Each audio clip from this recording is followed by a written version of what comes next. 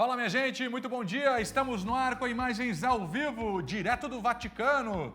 Hoje começa o conclave em Roma, Marister. Bom dia. Bom dia, Fernando Machado. Bom dia para todo mundo que está nos acompanhando. Em primeira mão, vamos trazer para vocês as informações. Roberto Azevedo vem comentar ao vivo sobre a cerimônia que já está começando por lá, Fernando. Muito bem, daqui a pouco todos os detalhes. E agora, será que o mercado público de Florianópolis corre o risco de ficar tomado pelo cheiro de peixe podre, Marister? Pois é, peixarias foram surpreendidas por uma mudança na coleta. A gente vai entender em instantes, ao vivo aqui no meio-dia. Fique com a gente, estamos no ar.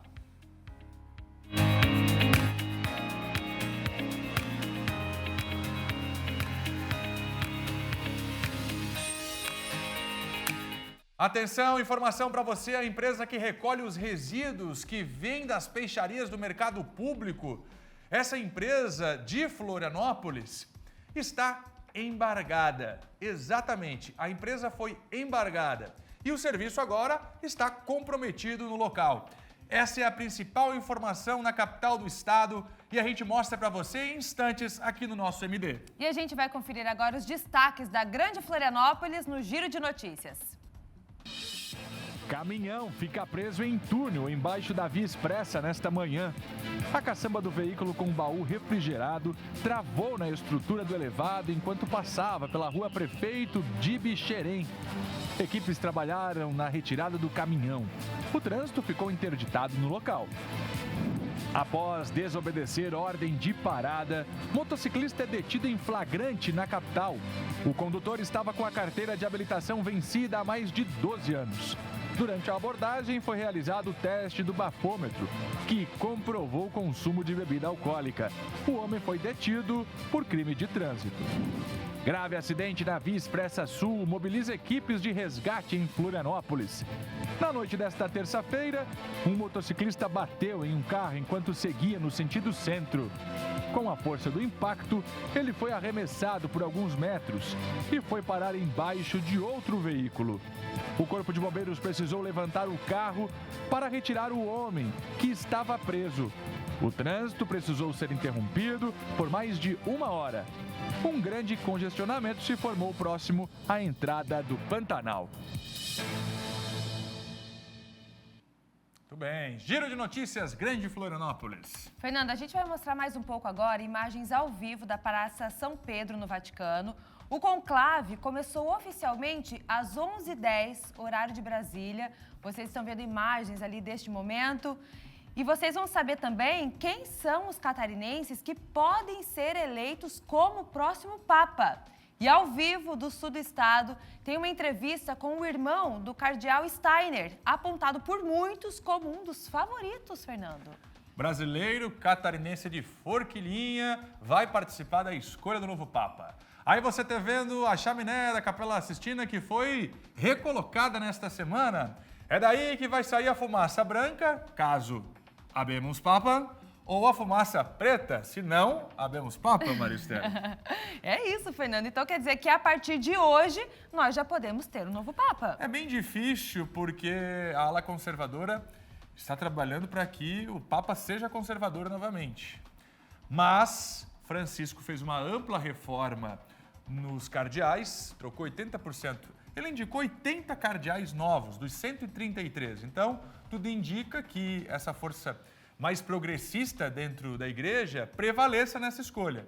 No entanto, o que se discute lá nos corredores do Vaticano, Marister, é que se busca um nome mais de conciliação. Se fosse, no aspecto político, um nome mais de centro, né? Que possa transitar bem com a ala conservadora, com a ala mais progressista.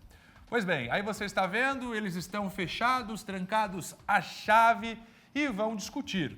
Participam de algumas reuniões, discutem um perfil desse novo líder para a igreja e começa a votação. Se não tiver acordo, repete a votação até que o novo Papa seja eleito. Eles escrevem num papel, depois reúnem, somam e queimam o papel. E é dessa queima desses papéis que sai a fumaça branca ou a fumaça preta. Precisa, Caso eleito, então, Fernando, de 2/3 dos 2/3, votos. exatamente. Exatamente. Enquanto não vai conseguindo, vai votando de novo. Vai votando e assim vai continuando. Isso. Roberto Azevedo está chegando em instantes aqui, ele acabou de chegar no nosso estúdio para falar um pouquinho mais desse primeiro dia de conclave que está acontecendo no Vaticano. É daqui a pouquinho. Mas a gente começa agora então, Fernando, com informações da Grande Florianópolis. 11h20. A empresa que recolhe os resíduos que vêm das peixarias do mercado público de Florianópolis foi embargada. E o serviço agora está comprometido, Marista. Vamos chamar o Kaique Guede, ele está acompanhando ao vivo toda essa situação. Ô Kaique, já é um impacto, já é sentido algum impacto pela falta do serviço aí no local? Conta pra gente, bom dia. Olá Maria, olá Fernando, um forte abraço a todos que assistem o SCC Meio Dia. Não, os comerciantes, apesar de terem sido surpreendidos ontem, hoje eles ainda não têm problemas relacionados aos resíduos de pescados aqui no mercado público de Florianópolis. Por quê? Imagina só o tamanho desse problema. São cerca de 1.200 quilos todos os dias de resíduos, como se fosse lixo, é resto de peixe, espinha, escama, cabeça e assim por diante. Tinha uma empresa privada que trabalhava no esquema de ganha-ganha. Essa empresa, ela faz produtos a partir desses resíduos, então ela recolhia isso de forma gratuita aqui no mercado público, levava para uma indústria e processava. Mas ela passa por algumas adequações e não pode mais fazer esse recolhimento, não consegue. Então os comerciantes estão bem preocupados. Vamos ver. A partir de hoje, cada box vai botar no seu carro e vai levar até o Itacurubi e vai fazer o descarte lá. Até que se resolva esse problema da firma lá, né? Que torçamos nós que seja rápido. Por quê? Ainda não se sabe como vai ser o descarte. Vai todo mundo junto? Vai cada um por si? A prefeitura não respondeu isso, inclusive já entramos em contato. Outros questionamentos, por exemplo, vai custar alguma coisa? Quanto vai custar?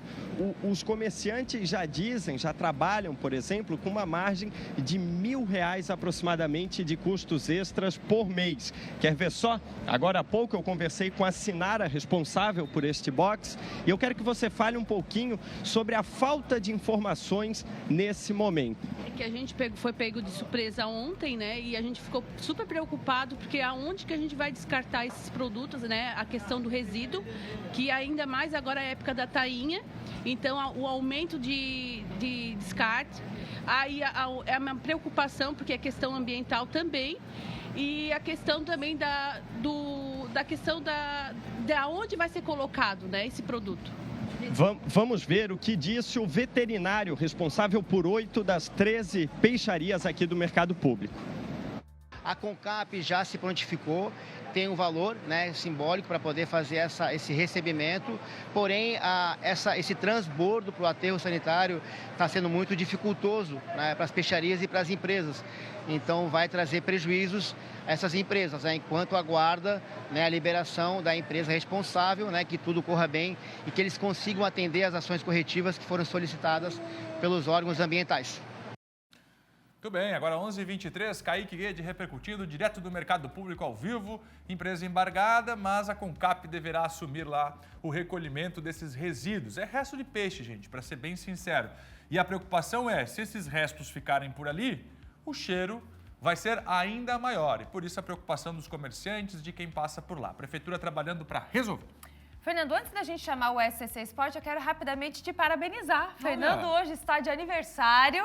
Não vamos falar a idade dele, porque ele não gosta de falar, né, Fernando? Mas receba todo o nosso carinho, meu e de toda a equipe aqui do SCC Meio Dia, do SCC SBT. Olha. Fernando, que já está aqui há 12 anos. 13, eu acho. 13? Né? 13 anos fazendo parte, entrando na casa de vocês. Receba todo o nosso carinho, viu, Fernando Machado? Eu sou fã do seu trabalho, você sabe disso, né? Gosto muito de você, obrigado, como cara. profissional, como pessoa. Roberto, daqui a pouco a gente vai dar o presente para ele ao vivo aqui. Tá, Fernando? Para retribuir. Você me deu um queijo de presente no meu aniversário, então daqui a pouco eu vou chegar com um presente para você. Fico feliz. Obrigado, Karen. Vamos com o esporte agora? SCC Esporte, você confere como foi a vitória emocionante do Inter de Milão contra o Barcelona pelo segundo jogo de volta da semifinal. E aí, com esse resultado, os italianos carimbaram o passaporte para a grande decisão em Munique, na Alemanha. E já, no SCC Sport, a gente vai mostrar todos esses detalhes com Angélica Varaschini. Seguimos com o nosso meio-dia, agora uma polêmica em uma escola da capital. O Cleiton Ramos, nosso colega, apresentador do Tá Na Hora Santa Catarina, foi na tarde desta terça-feira até uma escola estadual de Florianópolis, porque pais e alunos reclamaram do tratamento que uma professora tem dado às crianças. Um dos alunos passou mal, passou mal por conta dos gritos que recebeu desta profissional dentro da sala de aula. Deixa eu acompanhar o brilhante trabalho do Cleiton Ramos, que apurou essa história pra gente. A professora que surtou com os alunos, reportagem no ar. Escola Estadual Básica Jurema Cavalazzi, bairro José Mendes, em Florianópolis. Movimentação intensa, viatura da Polícia Militar está ali. Como você está observando, aliás, uma não. A gente pôde contar 3 viaturas. A Polícia Militar em loco, aqui nessa escola. O porquê disso? Nós recebemos a informação que uma professora acabou tendo um comportamento diante dos alunos, provocando um clima de tensão entre as crianças, alegando um estresse muito grande, teria xingado algumas crianças, fazendo forte ameaças também. Inclusive, o relato que a gente recebeu é que uma criança teria desmaiado.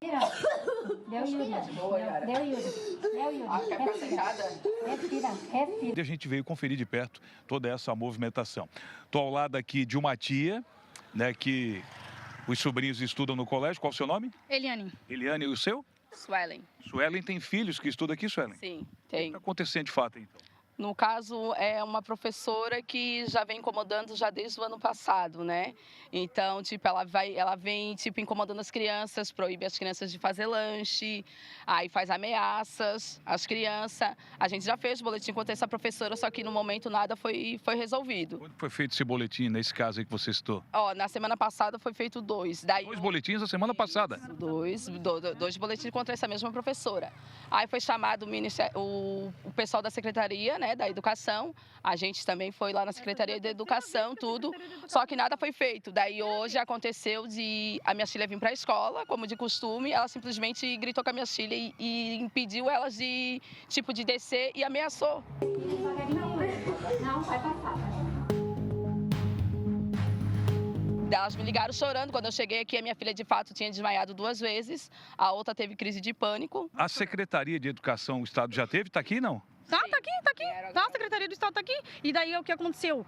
Dela ameaçar hoje, o que aconteceu dela ameaçar hoje as crianças? Foram 6 crianças ali passando mal. Teve 2 viaturas do SAMU e do bombeiro aqui atendendo elas. Hoje? Hoje. Eles estavam aqui atendendo elas. Porque tinha 2 crianças, inclusive, que estavam muito estressadas. Ela só desmaiava. Já que recebemos a informação que tem representantes da Secretaria de Educação lá dentro da escola, a gente vai pegar uma palavra deles e ver como é que tudo isso aqui termina. Ó, lá está indo a diretora do colégio, a gente pediu uma palavra dela para falar com a gente, dar detalhes a respeito desse caso, mas ela preferiu não se identificar. Saiu agora, segundo a versão, ela está indo para a DP, outros pais também vão para a DP daqui a pouco. Professora, a senhora tem algo a dizer, professora? Não, vamos. Tem algo a dizer? Vambora. Ela tem que falar, a senhora não quer falar com a gente, professora? Dá sua versão aqui, professora. A professora não quis falar com a gente, está sendo conduzida agora à DP para prestar depoimento em virtude do que aconteceu aqui. A professora está sendo levada nesse exato momento.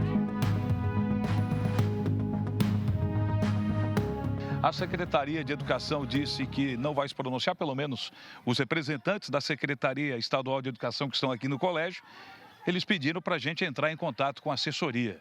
E a gente vai fazer isso em busca de respostas. É o Tá Na Hora presente na comunidade, acompanhando de perto os problemas. A Secretaria de Estado da Educação, por meio da Coordenadoria Regional de Educação de Florianópolis, lamenta o ocorrido na Escola Estadual Básica Jurema Cavalazzi e diz que está tomando todas as medidas cabíveis. O Núcleo de Política de Educação, Prevenção, Atenção e Atendimento às Violências nas Escolas realizou atendimento aos pais, estudantes e também à professora. todos os envolvidos através da equipe multiprofissional e também foi realizada a abertura e a instrução do processo administrativo para os devidos procedimentos legais. Hoje está sendo realizado em Roma, no Vaticano, o conclave, que é o ritual de escolha do novo Papa. Um ritual cheio de mistérios, o que o torna ainda mais interessante, Roberto Azevedo. Roberto, nosso comentarista, um grande conhecedor da história, está aqui com a gente hoje para discutirmos o conclave. É verdade. Imagens da Praça São Pedro para você. São 133 cardeais que estão participando neste ano, todos com menos de 80 anos. Para ser eleito, o candidato precisa de pelo menos 2/3 dos votos, ou seja, no mínimo 89 votos. As votações acontecem na Capela Sistina, no Vaticano, onde os cardeais permanecem isolados até chegar num consenso. Roberto Azevedo, com toda a sua experiência, Roberto, dá para dizer que perfil que terá esse novo Papa? Bem-vindo, bom dia. Bom dia, Fernando. Aliás, volta aquela imagem lá da chaminé, por favor. Olha ali, ó, tem duas aves ali, mãe e filhote. Verdade. Deve dizer alguma coisa, eles saíram, de repente, atrás daquela chaminé ali, que é colocada só quando existe a sede vacante, quer dizer, quando existe a ausência de Papa, ela é colocada ali. Bom, não dá, eu estava falando até com o Fernando e com a Maria Esther aqui nos bastidores, não dá para misturar uma escolha do Papa, que é o rei, que ele é entronizado como o governante não só de Roma, da Igreja Católica, é um trono, ele é um rei. Ele não é escolhido da maneira tradicional como nós, democraticamente, escolhemos os nossos representantes. O cardeal não chega lá e diz, eu sou o candidato a Papa, gente, vota em mim, e faz campanha. Claro que existe sutilmente um direcionamento de grupos que diz, não, a melhor solução para a igreja é o fulano de tal, é o arcebispo de não sei aonde, é o cardeal não sei o quê, mas enfim, isso é dentro do conclave. E eles estão permanentemente isolados. Não tem celular, não tem notebook, não tem nada. Eles se comunicam com walkie-talkies, com rádiozinhos, se algum deles precisar de atendimento médico, se precisar de alguma emergência, é por walkie-talkie. Não tem comunicação com o mundo exterior. Por quê? É ali dentro que vai ser decidido. Normalmente, e isso aconteceu tanto com o Bergoglio, o cardeal Bergoglio, que virou Papa Francisco, quanto com o Karol Wojtyła, que virou João Paulo II, eles convenceram os pares, eram menos cardeais que hoje, durante os debates. Ali eles se mostraram, não apareciam entre os papáveis.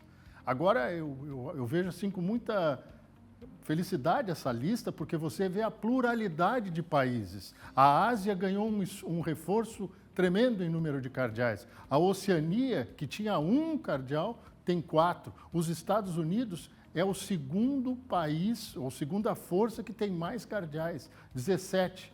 Quem mais tem é a Europa como um todo, tem 57 cardeais. O Brasil tem 8, mas só 7 votam, porque tem menos de 80 anos. Evidentemente que nós todos gostaríamos de ter a oportunidade de ver um cardeal brasileiro como Papa. Por que não? Aqui existe um contingente muito grande de católicos, um dos maiores do mundo, mas os mais de 1,5 bilhão de católicos no mundo querem um padre, um pastor que faça esse trabalho de evangelização ao mesmo tempo que reconhece as mudanças na sociedade.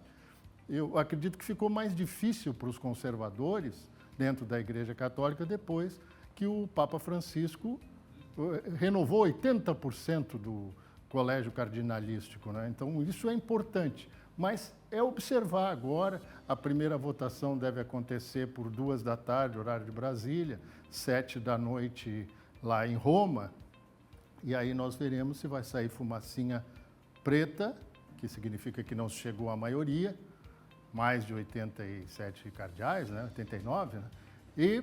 Ou a branca, que significa que chegaram a um consenso.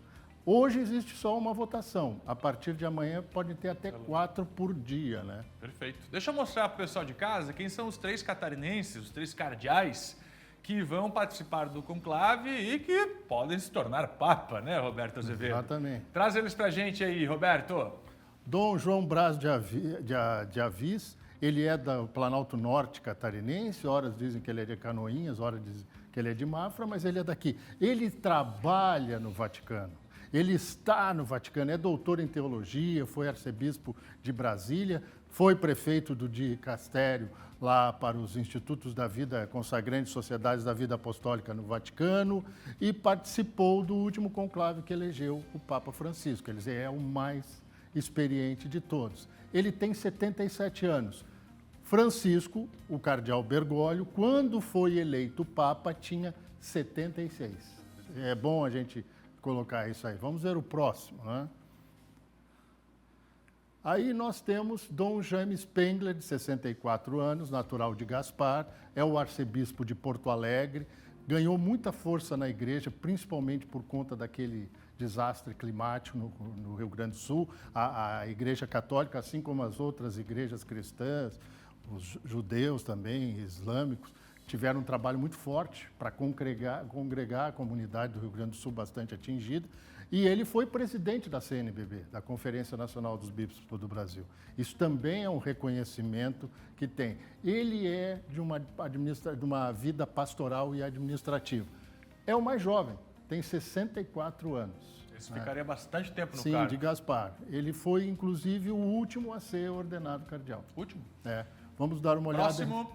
Este aqui aparece em muitas listas, né? Dom Leonardo Ulrich Steiner, que é de Forquilinha, uma cidade lá no sul do estado que já deu muitas vocações para a Igreja Católica. Uma delas, Dom Paulo Evaristo Arnes, que foi arcebispo de São Paulo, né, já falecido. Zilda Arnes, a irmã dele, que teve um trabalho pastoral também importante, não era religiosa, mas era médica, também é de Forquilinha. Ele é arcebispo de Manaus e a gente lembra que a única encíclica, quer dizer, a grande encíclica que Francisco propôs é sobre a questão do meio ambiente e também dos desastres climáticos. Ou seja, perguntava frequentemente para Dom Ulrich Steiner, Dom Leonardo, como é que estava a minha Amazônia, a nossa Amazônia. Era a pergunta frequente de Francisco para ele. Então, ele tem uma atuação muito forte nas causas sociais e ambientais na região da Amazônia, até porque é um outro planeta. Eu sugiro a todos aqueles que querem conhecer o Brasil que um dia tenham a oportunidade de conhecer parte da Amazônia, como eu já fiz na juventude. É outro planeta. Não é o mundo que a gente conhece, é outro mundo, com os seus problemas sociais, mas também com a sua riqueza fantástica, diversidade animal, a biotecnologia que tem lá toda. Este aqui é um dos nomes que aparecem frequente em algumas listas, porque ele é ligado a essa área ambiental. Tem 74 anos, portanto, é 2 anos mais jovem do que era o cardeal Bergoglio, depois Papa Francisco, quando foi eleito em 2013. Mais próximo do Papa, mas também com as mesmas ideias, mais progressista, Sim. O Dom Leonardo?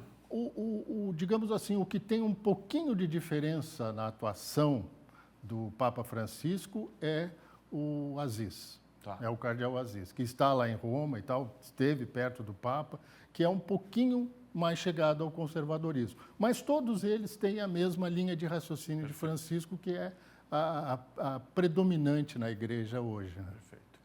Roberto Azevedo, ainda hoje nós vamos a Forquilinha conversar ao vivo com a família de Dom Leonardo, com o irmão do cardeal Steiner, que participa da escolha do novo Papa e que está aparecendo aí pela imprensa internacional como um dos nomes, um dos papáveis. Mas tem uma máxima no Vaticano que você entra papável e sai cardeal. Então vamos acompanhar hoje, 2 da tarde, a primeira fumaça.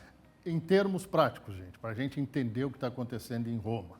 Gostaria de estar lá, inclusive, porque é um fato histórico. Eu já vi 5 papas diferentes. 5? No meu 61 De João 23 para frente? Não. O João 23 não peguei, porque ele faleceu antes de eu nascer.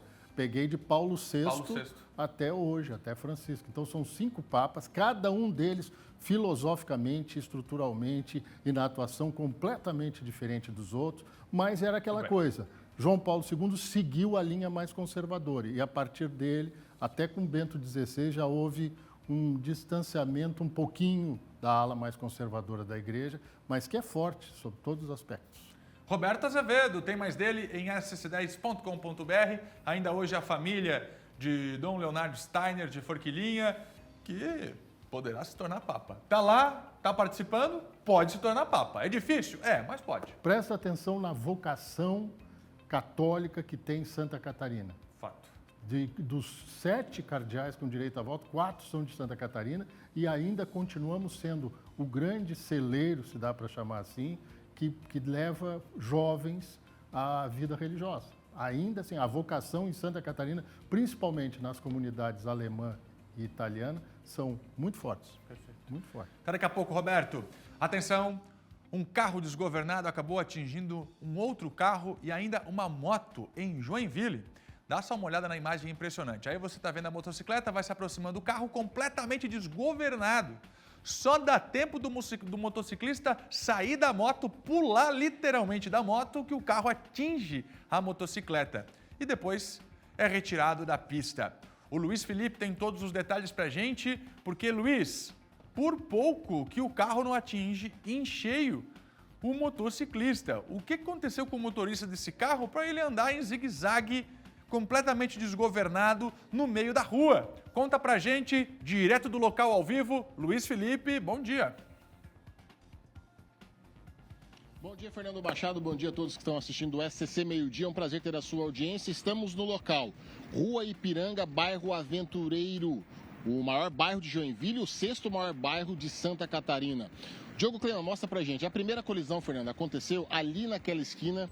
Esse senhor foi fazer uma conversão à esquerda e a colisão acabou ocorrendo naquela esquina, que é o barulho mais forte que nós temos nesse vídeo. Logo então, Fernando, esse carro vem aqui nesse sentido, na contramão, obviamente, porque acabou atingindo este carro e acaba quase atingindo, quase não, né? Atinge essa motocicleta e esse motociclista nesse local aqui que o Diogo Cleman vai mostrar pra gente novamente, bem no início dessa curva em frente a uma loja de modas que tem aqui no bairro Aventureiros. Então, Fernando, após atingir, ele quase atinge um outro carro, bem nessa curva aqui, o carro Fox acaba quase atingindo um segundo carro branco aqui nesse local. Então ele dá uma primeira parada e as pessoas que estão no local aqui, as pessoas que estão em uma loja de marcenaria e também uma loja de modas, elas tentam fazer com que ele não saia do local.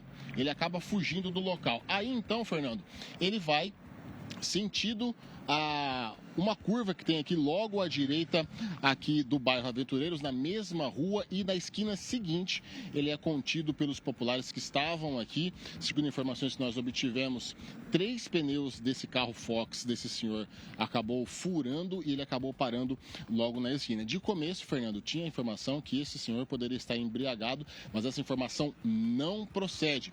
Esse senhor acabou passando mal, ele teve um pequeno mal súbito e acabou perdendo o controle, que acabou ocasionando uma batida na esquina, a batida na moto aqui nesse local e também uma quase batida em um outro carro. Então ele foi parado na esquina, os populares pararam ele e foi chamado toda a equipe necessária para atender esse senhor de mais ou menos uns 70 anos. O fato é quase que uma tragédia anunciada, né, Fernando? O primeiro carro acabou tendo ferimentos leves, a pessoa que estava no carro, o motociclista também ferimentos leves, e esse senhor foi acudido para que seja feitos os exames necessários para ver o porquê desse mal súbito que ele teve, mas quase, por pouco, Fernando, que uma tragédia não acontece aqui no bairro Aventureiro, aqui em Joinville. Fernando Machado. Obrigado, Luiz. Muito obrigado, Luiz. Está lá em Joinville, no norte catarinense. Agora há pouco nós mostramos aqui que a empresa responsável pelo recolhimento de resíduos no mercado público de Florianópolis foi embargada. Recebemos uma nota. A empresa explicou que a unidade de Biguaçu aguarda a vistoria do IMA para voltar à operação normal. O grupo atua com 2 unidades de processamento e tem capacidade para 600 toneladas. Mas neste momento está com a operação concentrada em Itajaí, que também funciona de forma parcial, limitada a 120 toneladas. A readequação em Biguaçu, segundo a empresa, afeta toda a cadeia produtiva da pesca. Uma saída seria o envio desse material para aterros. Porém, poucos recebem essa matéria-prima aqui no estado. Nota oficial da empresa responsável pelo recolhimento dos resíduos do mercado público. Tem impasse na capital e o SBT está acompanhando. Maristério. O contrato da entidade que faz a gestão da Passarela da Cidadania em Florianópolis termina no próximo dia 31 de maio. O Kaique Guede, ele está ao vivo, vai explicar como é que está o processo e também o planejamento para garantir o atendimento à população de rua. Vamos chamar o Kaique, ele está chegando por aqui para trazer todos os detalhes sobre esse assunto. Kaique, é contigo.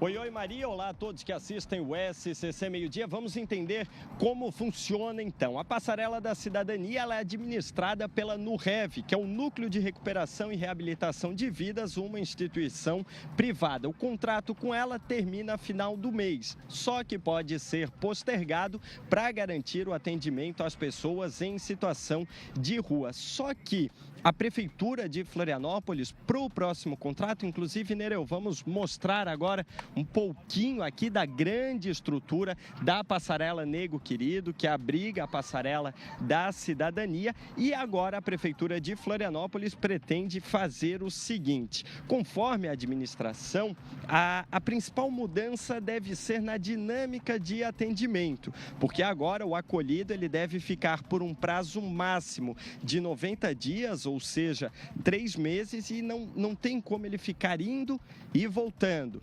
Começa o tratamento, para, volta. Não. A partir do momento que ele chegar na passarela, ele fica pelo prazo corrido de 90 dias e daí é claro que ele precisa obrigatoriamente participar de cursos profissionalizantes, além de iniciativas como palestras. Essas mudanças na Passarela da Cidadania, segundo a Prefeitura da capital, tem o objetivo de gerar um vínculo mais próximo com os usuários do equipamento e garantir que haja de forma contínua um acompanhamento que proporcione oportunidades de reintegração social a essas pessoas em situação de rua. O acolhido, portanto, poderá permanecer na passarela por até 90 dias, dependendo das condições, até que ele possa aí ser reintegrado à sociedade de forma autônoma, ou seja, sozinho, né? Tendo condições de levar a vida de maneira sozinho, né? Mais detalhes sobre as modificações na Passarela da Cidadania, eles vão ser ainda divulgados pelo Poder Público após a publicação de um edital de chamamento, o que está previsto para as próximas semanas. As mudanças, elas vão ser efetivadas apenas quando o novo contrato estiver vigente. Então, hoje há uma empresa administrando, o contrato termina a final do mês, mas pode ser postergado se nesse período já não houver aí a implantação de uma nova forma de administração na Passarela da Cidadania em Florianópolis. Pauta diretamente relacionada à situação das pessoas que vivem nas ruas da capital e das cidades do entorno. Volto com vocês aí no estúdio. Obrigada, Kaique Guede, pelas informações, direto de Florianópolis, aqui na capital. Agora, 11 horas e 48 minutos, eu tenho um recado para vocês aí de casa. No coração de cada lar, a Sense está presente. São 27 anos levando inovação, qualidade e eficiência para suas instalações hidrossanitárias. Dos mecanismos de descarga que economizam até 50% de água aos engates, sifões, reparos, registros e até acabamentos feitos para durar. A Sense é sinônimo de inovação e confiança. Tudo é pensado para tornar a sua casa mais funcional, mais segura, sustentável. E o melhor, com produtos fáceis de instalar que evitam transtornos e garantem conforto no seu dia a dia. Seja no banheiro, na cozinha ou na lavanderia, a Sense está presente com você, levando desempenho, cuidado e aquele toque especial de quem pensa nos detalhes que realmente fazem a diferença. Porque quem quer o melhor, escolhe Sense.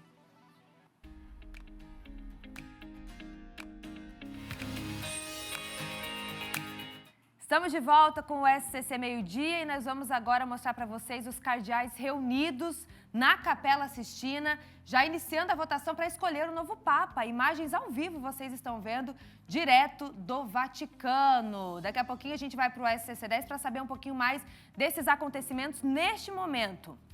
Emanuela Justino está vindo agora do sul do estado com o irmão de um dos papáveis catarinenses. É o cardeal Dom Leonardo Ulrich Steiner, que é natural de Forquilinha.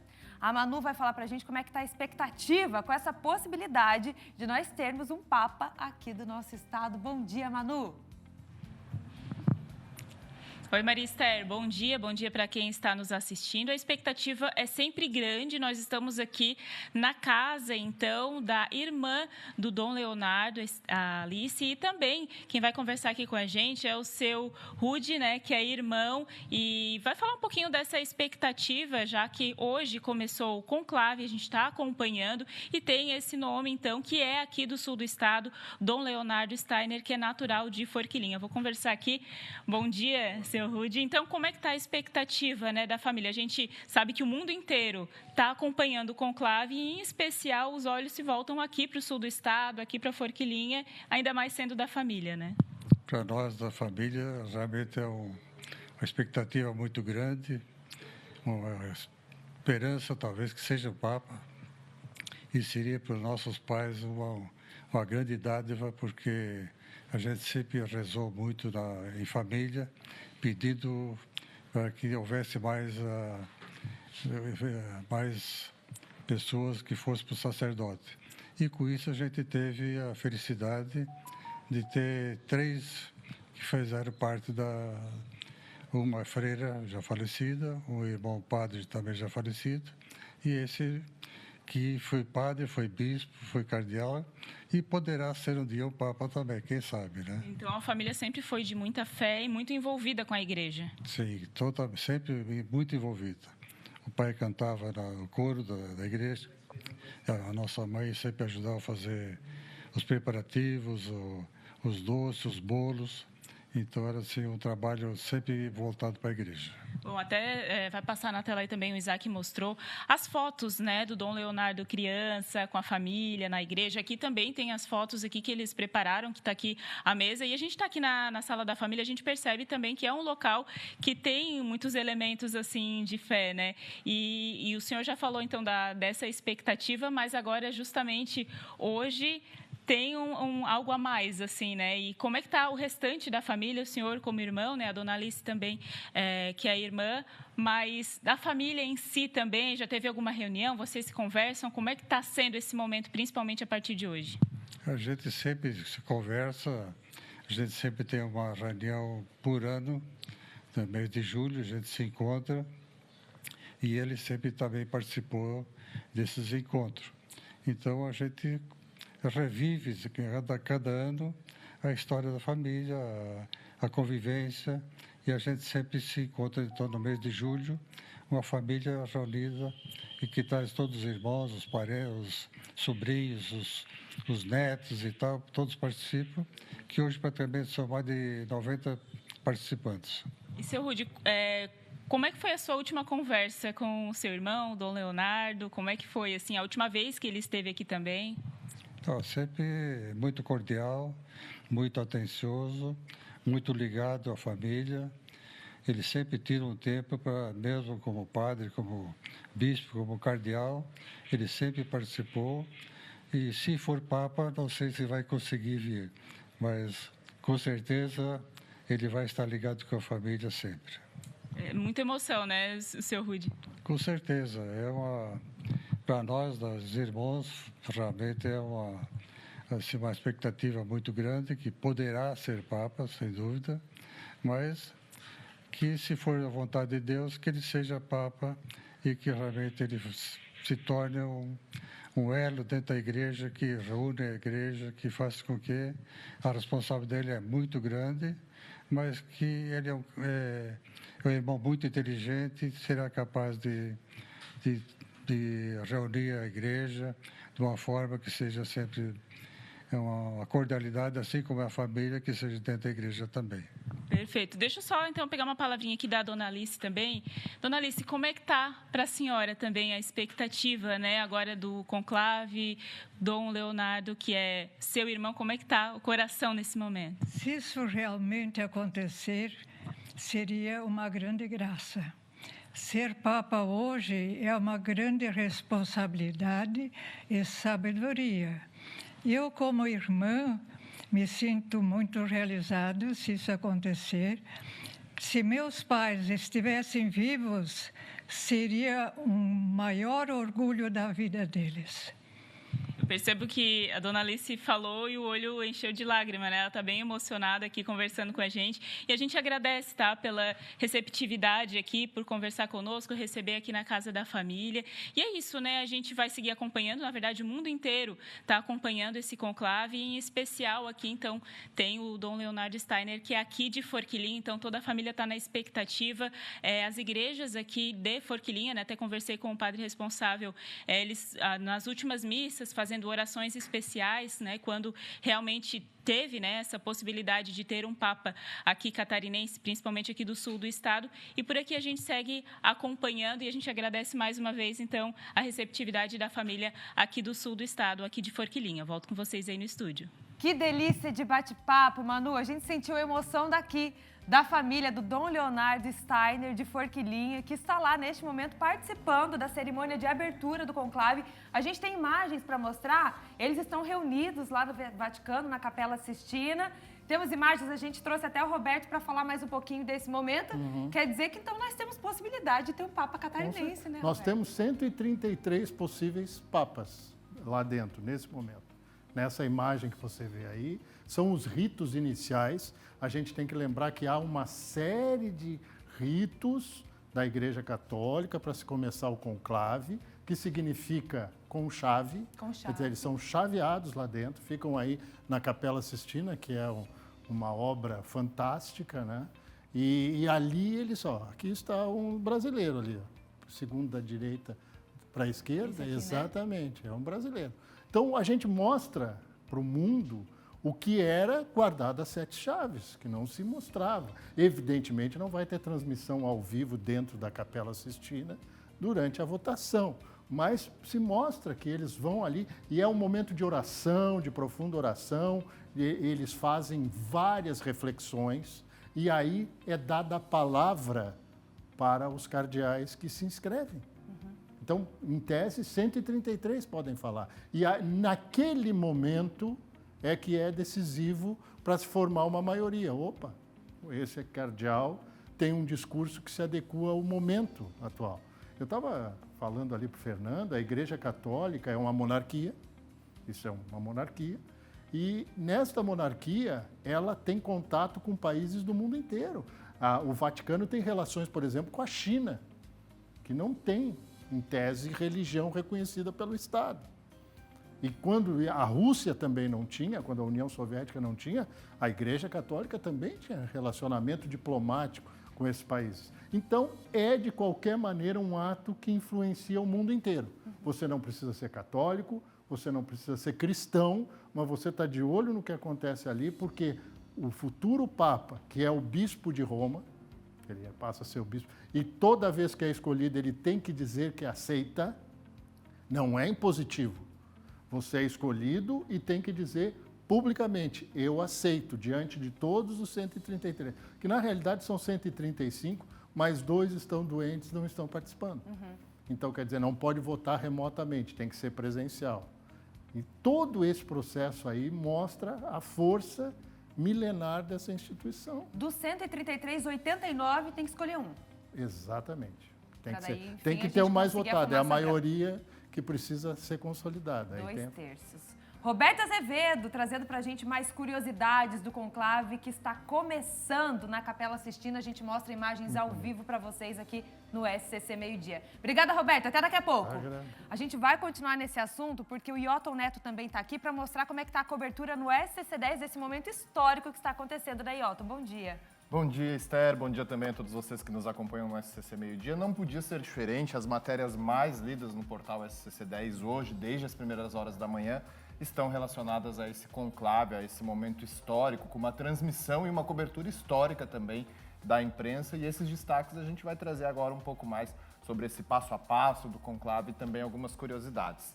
Falando para vocês então sobre esse rito, né? Os cardeais já estão reunidos na Capela Sistina, no Vaticano, em Roma, para esse primeiro dia de conclave, essa votação secreta, onde o Roberto Azevedo também reforçou isso pouco tempo atrás. O processo de escolha do sucessor do Papa Francisco, que morreu no dia 21 de abril, começou hoje. Como foi dito, ao todo, 133 cardeais de 70 países diferentes participam dessa votação, desse processo e de todos os ritos. São necessários 2/3 dos votos, reforçando 89 votos para eleger o novo líder da Igreja Católica.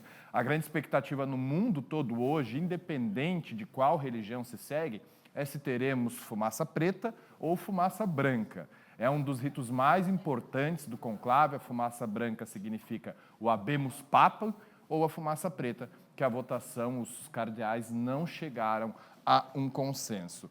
Esse processo pode se repetir por algumas vezes, tem diversos ritos que precisam ser seguidos, 2 votações no primeiro dia, 6 votações no segundo dia, enfim. Mas se gera uma grande expectativa de quanto tempo pode durar esse conclave. Nós conversamos dias atrás com o Dom Ricardo Hoppers, que é secretário-geral da CNBB aqui no Brasil. Segundo ele, a gente vive um momento de ano de jubileu na Igreja Católica, que acontece a cada 25 anos, onde são reforçados aí, né, os ideais da Igreja, a abertura das portas da Igreja, convidando a comunidade para um momento de oração e fé. E isso deve acelerar o processo e também com base no histórico das 2 escolhas anteriores. A gente vai conferir um trechinho do que disse o Dom Ricardo Hoppers, a nossa equipe, com exclusividade no SCC10 alguns dias atrás. Penso eu que no perfil atual que nós estamos, acho que o conclave não vai demorar muito. Acho que teremos logo, se Deus quiser, uma nova perspectiva, até porque estamos em jubileu, tem muitas celebrações que estão acontecendo, os bispos têm toda também uma programação, os cardeais. Tenho certeza que todos querem que a continuidade venha e que possamos continuar caminhando como igreja aberta, como o Papa Francisco sempre nos propôs. Obrigado pelas informações. A expectativa é essa, então, agora. Quem será o novo Papa?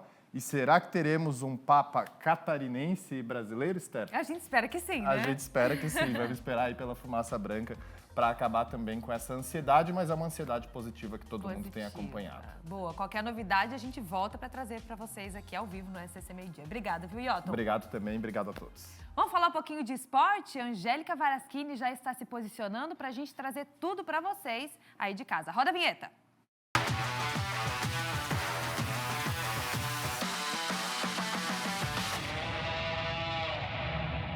Valeu, Maria! Olá para você que está em casa. Bora falar de esportes aqui no SCC Meio Dia de hoje? E claro que a gente começa de Champions League. E pessoal de casa, o que eu vou dizer para vocês? Assim, eu já nem sei mais o que dizer, porque foi um confronto emocionante. Que jogaço! Inter de Milão e Barcelona, Barcelona e Inter de Milão. Olha, uma tarde para ficar na história do maior torneio de clubes do mundo. Eu estava ontem aqui no Tá Na Hora para trazer todas as informações e aí a gente ficava um pouquinho de olho, né, na telinha, porque você sabe que Champions é aqui no SCC SBT, tenho certeza que você acompanha tudo por aqui. E cada vez que eu tirava o olho da tela, era um gol. Gente, o que é isso? Que jogaço! Champions League realmente é emocionante. E no final, quem levou a melhor foram os italianos. Olha só como foi. Na Itália, Inter de Milão venceu o Barcelona e confirmou vaga em Munique. Os italianos saíram na frente após roubada de bola de Di Marco, lançamento em profundidade para Thuram e Lautaro entrou livre e empurrou para dentro, sem dificuldade. Os espanhóis correram atrás do prejuízo, tentaram buscar o empate, mas é aquilo, né? Quem não faz, leva. E foi isso que a Inter fez. Lautaro entrou na área e foi derrubado. E depois da revisão do VAR, o árbitro da partida marcou pênalti. Çalhanoğlu cobrou e ampliou para o time da casa. Mas na segunda etapa começou a reação do Barça. Sabe quando vira a chave? Pois é. Na insistência, Eric Garcia entra como elemento surpresa na área e de primeira coloca para dentro. 2-1. E deu pane na defesa da Inter. Em mais uma boa jogada, Dani Olmo sozinho, de cabeça, não deixou passar e empatou o jogo. Mesmo com a igualdade no placar, o time da Catalunha manteve o ritmo e dessa vez foi o brasileiro Rafinha quem brilhou. O brasileiro recebeu na esquerda, chutou, o goleiro pegou, mas no rebote, na segunda tentativa, o menino que jogou no Avaí não deixou passar e ampliou. Já nos acréscimos, quando os espanhóis estavam comemorando, lá vem os italianos e mudam tudo. Acerbi, zagueiro, no bom passe, entrou na área e colocou para dentro. No tempo normal, tudo igual, 3-3. Agora, a decisão ficou para prorrogação. E a Inter fez valer o fator casa. Fratesi entrou na área e mandou bala, carimbando a passagem dos italianos para a final da Champions. Terminou assim, Inter de Milão classificada para a final 4, Barcelona eliminado 3. Que jogaço, gente. Olha, eu revendo todos esses gols, não tem, né? É Champions e não adianta. E a Inter vai conhecer o adversário hoje, porque PSG e Arsenal entram em campo às 4 horas da tarde. O primeiro jogo foi 1-0 para o PSG, e aí a gente vai acompanhar tudo e saber quem vai para a grande final da Champions com a Inter de Milão. E quem também entrou em campo na super terça do SCC-SBT foi o Corinthians. O Timão enfrentou o América de Cali pela 4ª rodada da fase de grupos da Copa Sul-Americana. E apesar do apoio fiel da torcida que foi lá e compareceu, a noite não acabou como os corintianos esperavam. E agora precisam abrir o olho. O repórter Álvaro Loureiro foi lá, acompanhou tudo e conta pra gente. Diante de quase 40 mil torcedores, o Corinthians encarou o América de Cali da Colômbia pela Copa Sul-Americana. A noite até começou bem, mas os corintianos acabaram se complicando na competição. O time comandado por Dorival Júnior abriu o placar no primeiro tempo. Memphis Depay recebeu na entrada da área e bateu no canto para fazer 1-0. O empate, por pouco, não veio no finalzinho da primeira etapa. Pestanha, de cabeça, acertou a trave.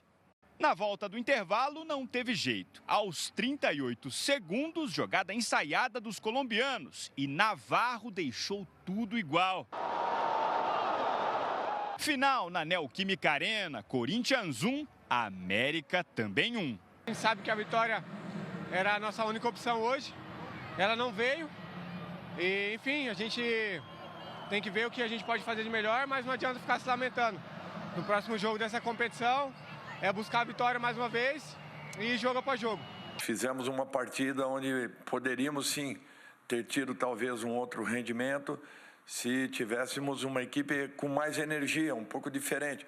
Mas como que eu vou mudar por completo uma escalação num momento como esse, decisivo, importante, onde nós precisamos pontuar? O holandês Memphis Depay foi um dos jogadores corintianos selecionados para dar entrevista depois do jogo, mas foi direto para o vestiário sem falar com os jornalistas. A 2 rodadas do fim da fase de grupos, o Corinthians está em situação delicada na Copa Sul-Americana. O time brasileiro é o 3º colocado do Grupo C com 5 pontos e, nesse momento, estaria eliminado. Pois é, e o outro brasileiro que foi a campo nesta terça-feira pela Copa Sul-Americana foi o Vitória. O rubro-negro baiano ficou apenas no empate também por 1-1 contra o Defensa e Justiça no Barradão. Os brasileiros que têm que melhorar para, se quiserem avançar na Sul-Americana. E agora é oficial. O Wilson deixou de ser o gerente de futebol do Figueirense. Ele pediu demissão no início da semana passada, após uma série de acontecimentos. O clube confirmou só nessa terça-feira, a gente já tinha adiantado isso na semana passada. E o ídolo alvinegro concedeu uma entrevista coletiva explicando os motivos dessa decisão. Mas, infelizmente, esse projeto, né, depois de alguns acontecimentos, todos já sabem, entre o Conselho da SAF, né, e o Henrico, esse projeto acabou sendo interrompido na semana passada. Então, Eu já comecei a pensar nessa possibilidade. Infelizmente, um projeto que eu acreditava estava indo por água abaixo, vamos dizer assim. E, além disso, muitas questões, coisas que eu venho passando, pensando, né, no dia a dia, dúvidas, né, na questão de quem toca o futebol ou não. Eu não vou ficar confortável nessa situação, sempre voltando a essa dúvida se eu tenho influência ou não de A, B ou C.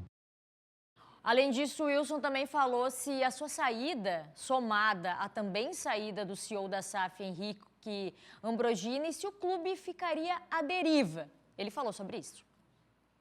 Eu estou vindo aqui agora, como eu já falei, queria ter vindo falar antes, mas as coisas foram adiando devido à relação aos contratos, como eu falei. Mas é sempre importante ter alguém do clube, né? Ter alguém passando a tranquilidade para o torcedor, o que realmente está acontecendo, por que está acontecendo, né? O que vai acontecer daqui para frente, quais as medidas estão sendo tomadas. Então, acho importante isso acontecer. Hoje tem reunião do conselho, eu vou estar lá presente também, para poder conversar com todos também. E a reunião que o Wilson fala, né, que era para acontecer ontem, foi adiada porque o presidente da SAF, o Paulo Prisco Paraíso, não compareceu. E era ele quem tinha que dar esclarecimentos sobre a situação do clube. E a reunião deve acontecer, então, na próxima semana. Vamos ficar acompanhando como é que fica essa situação do Figueirense. E o Criciúma anunciou oficialmente também a saída do técnico Zé Ricardo. Ele estava no clube desde dezembro de 2024 e não resistiu à derrota para a Chapecoense no último domingo pela Série B. No comando tricolor foram 21 jogos com 9 vitórias, 8 empates e 4 derrotas. E agora, o nome da vez de quem vai assumir o Criciúma, inclusive a informação que a gente tem é que ele já chegou por lá, já está acertado e deve chegar no Criciúma, é o técnico Eduardo Batista. Pois é, ele vai ser o novo comandante do Criciúma, o treinador que teve passagens por clubes como Sport, Novo Horizontino, Mirassol, Juventude, Palmeiras e Atlético Paranaense, deve comandar o Criciúma a partir de agora. Boa sorte ao técnico Eduardo Batista, que consiga fazer um bom trabalho à frente do Criciúma. E a data FIFA, gente, em junho, com jogos da Seleção Brasileira. E, ô CBF, oi Edinaldo, cadê o técnico da Seleção Brasileira? A gente segue nessa incógnita, olha só. Menos de um mês para o jogo do Brasil contra o Equador pelas eliminatórias da Copa do Mundo. E a seleção segue sem comandante. Após a demissão de Dorival em pronunciamento, o presidente da CBF disse o seguinte: o foco é exatamente na escolha do novo treinador da seleção brasileira. Isso, em breve, estaremos anunciando o nome do treinador e em tempo dele estar fazendo a convocação para os 2 jogos eliminatórios e que são ali em junho da data FIFA. Anunciaremos em breve, diz ele. E isso foi há um mês. Sem treinador, a CBF já admite a possibilidade de enviar a chamada lista larga de convocados da seleção brasileira para a próxima rodada das eliminatórias com jogadores que serão escolhidos pelo Departamento de Futebol. O prazo final para o envio dessa lista, com cerca de 50 nomes, é no dia 18 de maio. Em questão de técnicos, a CBF tem seu preferido. E não é mistério para ninguém. Carlo Ancelotti. Depois de dar um passo atrás nas negociações, a CBF decidiu esticar a corda e esperar que o italiano se resolva com o Real Madrid. Logo, o futuro da negociação está mais nas mãos do clube espanhol do que da CBF. Mas a entidade ainda deixa em banho-maria, por exemplo, Jorge Jesus e também Abel Ferreira. Afinal, esse namoro com Ancelotti é longo e já teve muitas idas e vindas. Pode ser que, mais uma vez, esse casamento não saia. O Brasil está sem treinador desde o dia 28 de março, quando o Dorival Júnior foi demitido. O Brasil enfrenta o Equador no dia 5 e o Paraguai no dia 10 de junho. Assim como lá no Vaticano tem todo conclave em relação ao Papa, né, para eleger o novo Papa, a gente também quer que a CBF tome uma decisão e escolha aí o novo treinador da seleção brasileira, porque o tempo está correndo e ainda nada acontece. Mas agora, Vamos até o Oeste? Porque hoje vai ser um dia histórico para a Chape Futsal. Começa nesta quarta-feira a caminhada da equipe no Campeonato Brasileiro após 19 anos. Bastos, que legal esse retorno da Chape Futsal. Conta pra gente como é que tá a expectativa dessa galera e o que a gente pode esperar da Chape nessa disputa. Boa tarde para você. Boa tarde, Angélica. Boa tarde a todo mundo ligado no SCC Esporte. Expectativa para todo mundo, não só para os jogadores, torcedores da Chape Futsal, mas também para a gente que gosta de esporte, gosta de acompanhar. E a gente espera que a Chape Futsal faça bonito nas quadras. É um momento histórico porque depois de quase 20 anos, Chapecó vai ter um representante no Campeonato Brasileiro de Futsal. Nós temos imagens, inclusive, dos últimos treinamentos do time da Chapecoense lá no estado do Paraná, porque a estreia é logo mais à noite, a partir das 8h15, primeira rodada contra a equipe do São Miguel. Jogo que vai ser no ginásio Joelson Marcelino, em São Miguel do Iguaçu, no oeste do Paraná, a cerca de 400 quilômetros aqui de Chapecó. Só a título de curiosidade mesmo, viu, Angélica? A última vez que o futsal masculino aqui da capital do Oeste disputou uma competição de porte tão expressivo foi em 2006. Naquela época, a Uno Chapecó era a equipe aqui da cidade e representou e disputou na Liga Nacional. 19 anos depois, a Chapecoense coloca o município no cenário brasileiro. Nós conversamos, na verdade, um vídeo do goleiro da Chape Futsal. Ele já jogou na seleção brasileira e também é bicampeão mundial de clubes. Ele conversou com a equipe da assessoria da Chape Futsal, mandou um vídeo pra gente falando mais detalhes sobre essa expectativa. Vamos acompanhar. Nós sabemos da importância e da história que esse jogo é, então a gente tem que estar bastante concentrado, bastante focado em saber o que a gente precisa fazer no jogo para desempenhar um bom papel e dar um primeiro passo importante para esse campeonato nacional, que, querendo ou não, é a cereja do bolo da Chape Futsal esse ano, é jogar o brasileiro, é representar bem a nossa cidade, o nosso estado nessa competição. Então nós estamos cientes disso, estamos focados nisso para fazer um bom jogo amanhã, uma boa estreia e entrar com o pé direito nesse campeonato nacional. E o próprio goleiro falou, né? É a cereja do bolo, ou seja, uma das principais competições que esse time novo da Chape Futsal tem pela frente. E é claro que a gente vai ficar na torcida para que a estreia seja com o pé direito. Angélica Varaschini, devolvo para você no estúdio. Valeu, Bastos, com certeza a gente vai ficar aqui na torcida, porque como é bom a gente falar de novas equipes que vêm surgindo e que bom que o futsal volta e volta forte e grande em Chapecó. Valeu, Bastos! Vamos ficar acompanhando a Chape Futsal em mais essa competição depois de 19 anos. O SCC Esporte vai ficando por aqui, amanhã a gente volta com muito mais. Agora, Fernando Machado e Maria Esther seguem na companhia de vocês aqui no SCC Meio Dia. Angélica Varaschini, sempre com o esporte. Vamos lá falar do policial que foi preso em Blumenau, apontado como o principal suspeito pelo assassinato de uma jovem venezuelana. Quem está comigo e tem todos os detalhes é o PC ao vivo aqui na tela do SBT. Vamos lá. PC, a vítima foi morta na kitnet onde morava. Conta pra gente os detalhes desta investigação e tudo sobre este possível autor do crime. PC, bom dia. Bom dia, Fernando Machado. Bom dia a todos. O policial militar preso preventivamente é do Pará, tem 34 anos de idade. E o crime aconteceu na noite do último domingo, aqui neste bloco residencial. A vítima, jovem da Venezuela, foi brutalmente morta a facadas e por estrangulamento aqui neste residencial popular. Segundo a polícia, o policial militar do estado do Pará preso preventivamente era vizinho da vítima há 2 meses. Segundo a polícia ainda, suspeito esperou o marido da vítima sair de casa para invadir a kitnet e pôr em prática o seu plano criminoso. Raibeles del Valle Quintana Forte tinha 21 anos de idade. Os vizinhos aqui deste bloco de condomínio, deste conjunto habitacional, eles escutaram os gritos, a gritaria, pedidos de socorro e chamaram a polícia. O assassino, porém, agiu muito rápido e conseguiu fugir. antes da chegada da PM. Ele fugiu ali atrás, naquela área verde, por uma trilha de um matagal. A polícia veio até aqui, o imóvel foi encontrado revirado, bagunçado, com marcas de sangue por todos os cantos e sinais de luta corporal também, o que indica que a jovem lutou com o assassino para tentar escapar da morte. O criminoso fugiu, mas em menos de 48 horas, a polícia identificou e prendeu o suspeito.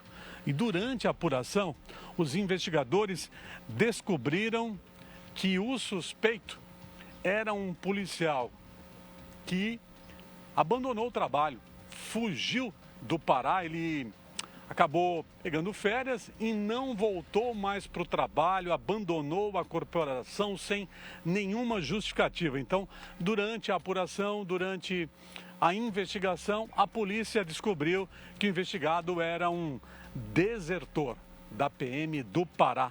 Ele saiu de férias, não retornou mais ao trabalho, se afastou da corporação sem nenhuma justificativa.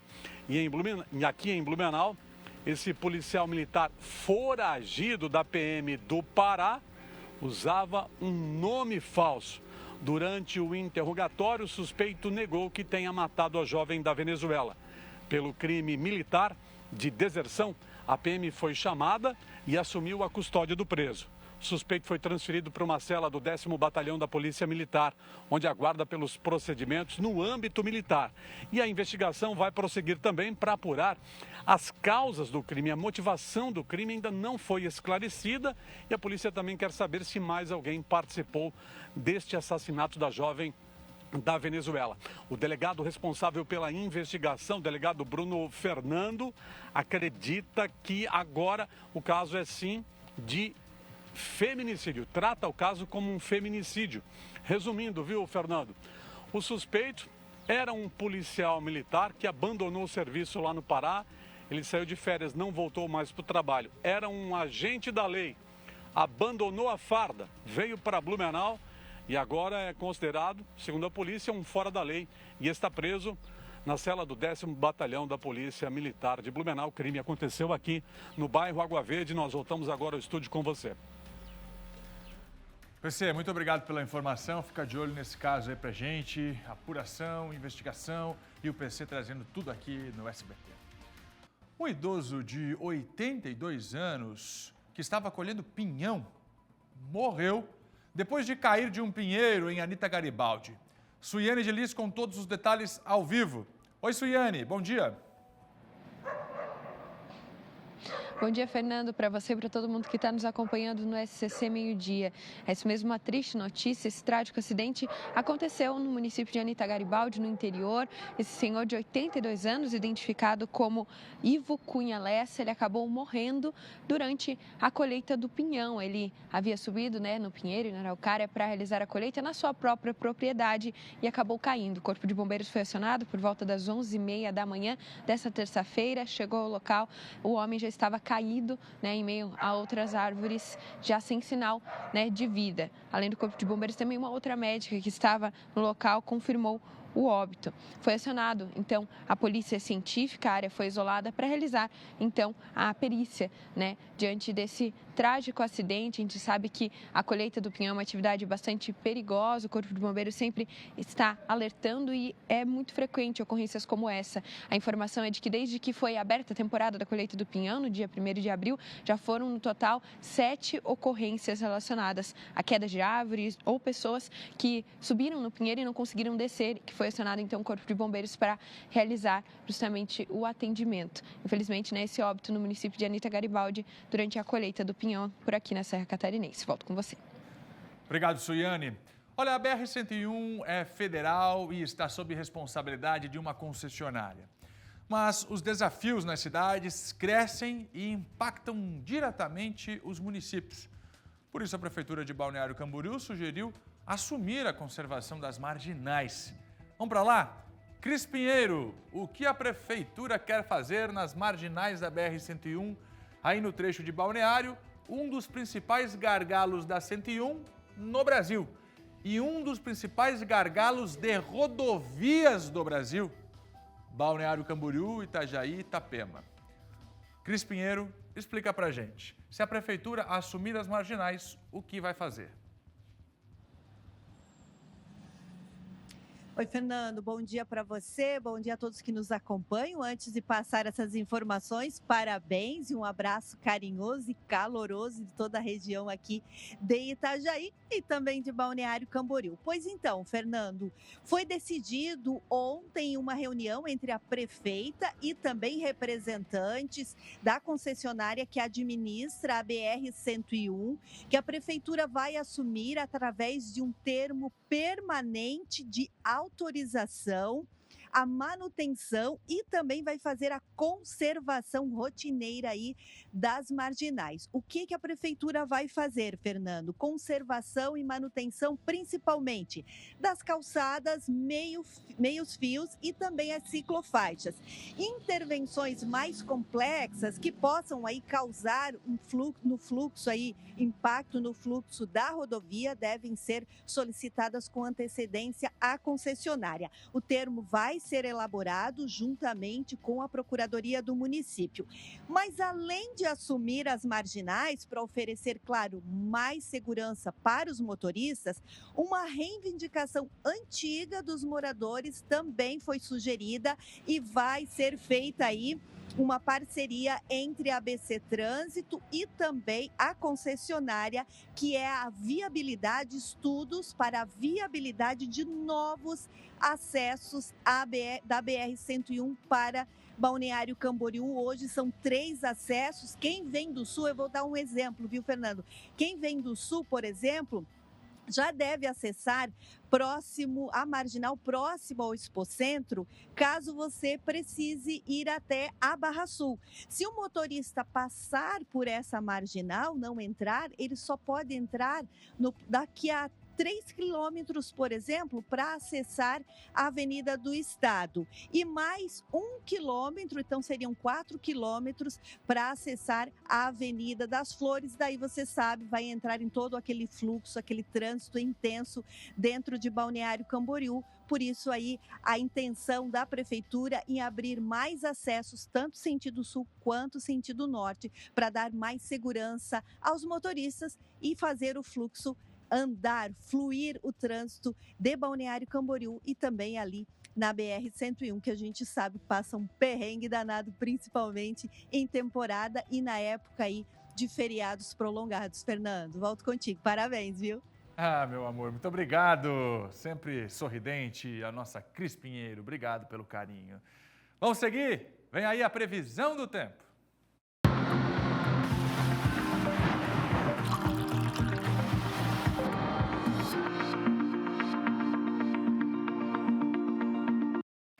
Hoje o dia amanheceu com mais nuvens em Santa Catarina, até uma condição de chuva fraca no Grande Oeste catarinense.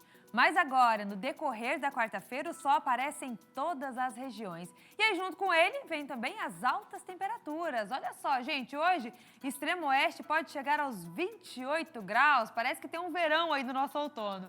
26 de máxima na região oeste, 26 de máxima também no meio oeste catarinense. Vindo aqui para a região serrana, de manhã mais geladinho, como tem sido nesses últimos dias, mínima de 10, máxima de 24 agora à tarde, 23 de máxima no Planalto Norte e aqui para a nossa faixa leste ficamos aí em torno de 25, 26 graus, com exceção do sul catarinense que pode bater os 29 graus ainda hoje. Região de Criciúma é a mais quente aqui do nosso mapa. E amanhã vai esquentar ainda mais. Uma massa de ar quente e seco influencia nas condições do tempo aqui no nosso estado, deixando as temperaturas acima dos 30 graus em algumas regiões. E o sol predomina nessa quinta. Então amanhã, sem chance de chuva aqui em Santa Catarina. Lages amanhã esquenta, 25 graus de máxima. Floripa também, 25 graus amanhã. Joinville amanhece com 16, mas depois pode chegar aos 27 graus. 28 para Chapecó e Blumenau e Criciúma pode chegar aos 31 graus amanhã. Muito calor aqui em Santa Catarina nesta quinta-feira. A partir de sexta a gente já deve ter mudança, a chegada de uma frente fria aqui no nosso estado. Isso quer dizer que podemos ter chuva, mas amanhã eu trago os detalhes para vocês aqui na previsão do tempo. A capital do nosso estado está sob decreto de emergência em saúde por conta do elevado número de ocupação por síndrome respiratória grave. A situação também preocupa aqui pelo nosso estado, viu? Em Florianópolis, uma parceria entre a prefeitura e o estado tem tomado algumas medidas para aumentar a imunização. Vocês vão acompanhar agora na reportagem. Algumas são valentes. É legal. Outras têm medo. Dói muito quando tomar da vacina. Mas elas sabem que é por um motivo importante. Para ficar sem gripe e não ficar doente. Segundo a Secretaria de Estado da Saúde, após um mês do início da vacinação contra a gripe nos grupos prioritários, apenas 20% foram imunizados, sendo que a meta do Ministério da Saúde é de pelo menos 90%.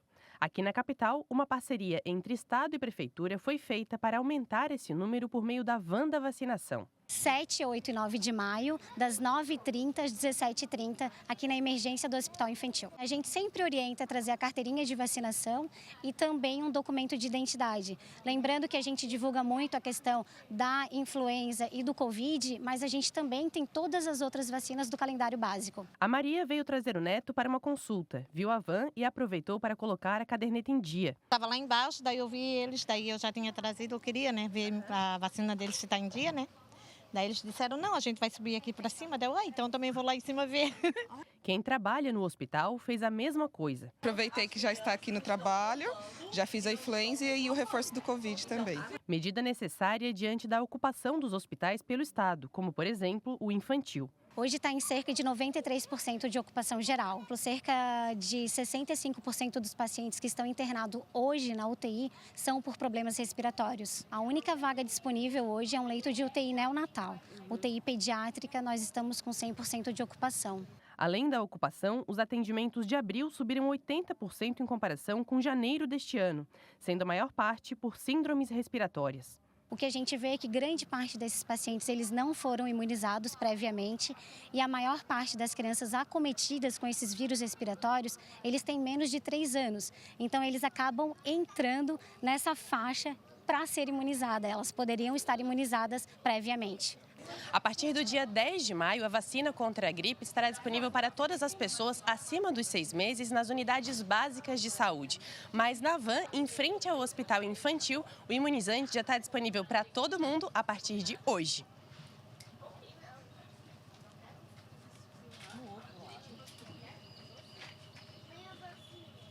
Ação que contribui para a imunidade coletiva e a diminuição de casos. E quanto antes, melhor, já que o imunizante demora de 2 a 3 semanas para fazer efeito e produzir os anticorpos necessários. O que a gente pede é para que as pessoas venham realmente, compareçam e se vacinem o quanto antes. Boa, a Sofia já dando exemplo ali, já saiu imunizada com a vacina no braço. Já em Balneário Camboriú, a vacinação foi antecipada. A Cris está chegando com as informações, porque, como a Sofia disse ali na reportagem, seria para todo o nosso estado a partir do dia 10 de maio. Mas Balneário Camboriú já tem morador podendo se vacinar, Cris? Conta pra gente. Oi, Maria, bom dia para você. Tem sim, desde ontem já foi liberada, foi antecipada essa vacinação para todos os públicos. Balneário Camboriú é a primeira cidade de Santa Catarina que antecipou essa vacinação. Isso por conta do aumento aí dos números de casos respiratórios, da síndrome respiratória aguda.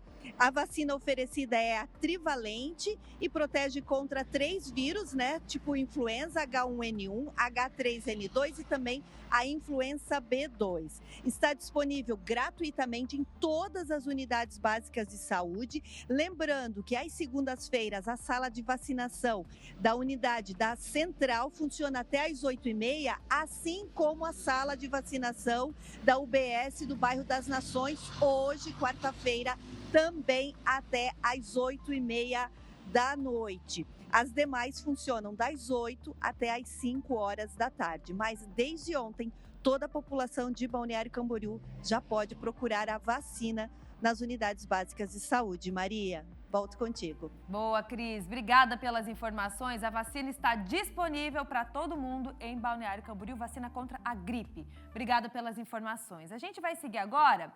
Vou chamar o Fernando para esse bate-papo, porque desde o ano de 2022, o município de São José tem uma horta solidária. Em outras oportunidades, a gente até mostrou já que isso acontece e todo mundo participa, Fernando. É muito bacana, o alimento ali, ó, fresquinho, sem agrotóxico. todo mundo com essa disponibilidade, mas é claro, tem que botar a mão na massa também, né? Tem que botar a mão na massa. Se tornou uma referência essa horta solidária na produção de alimentos orgânicos, sem agrotóxicos. E aí, a produção é para toda a comunidade. Quem participa no plantio pode comer o alimento, levar para casa. O nosso Thiago Pires foi lá conhecer e mostra agora na reportagem.